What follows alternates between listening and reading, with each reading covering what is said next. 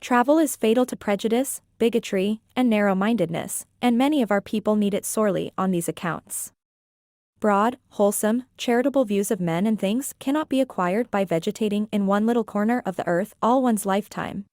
It liberates the vandal to travel. You never saw a bigoted, opinionated, stubborn, narrow-minded, self-conceited, almighty mean man in your life, but he had stuck in one place since he was born and thought God made the world and dyspepsia and bile for his especial comfort and satisfaction. There is no unhappiness like the misery of sighting land and work again after a cheerful, careless voyage. Take the universe as a whole, and it is a very clever conception and quite competently carried out, but I don't think much of this globe as a work of art.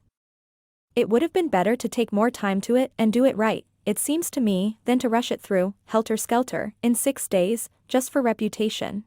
It is a subject that is bound to stir the pulses of any man one talks seriously to about, for in this age of inventive wonders all men have come to believe that in some genius brain sleeps the solution of the grand problem of aerial navigation, and along with that belief is the hope that that genius will reveal his miracle before they die, and likewise a dread that he will poke off somewhere and die himself before he finds out that he has such a wonder lying dormant in his brain. In our day we don't allow 130 years to elapse between glimpses of a marvel. If somebody should discover a creek in the county next to the one that the North Pole is in, Europe and America would start 15 costly expeditions thither, one to explore the creek, and the other 14 to hunt for each other. To do something, say something, see something, before anybody else, these are the things that confer a pleasure compared with other pleasures are tame and commonplace, other ecstasies cheap and trivial. Lifetimes of ecstasy crowded into a single moment.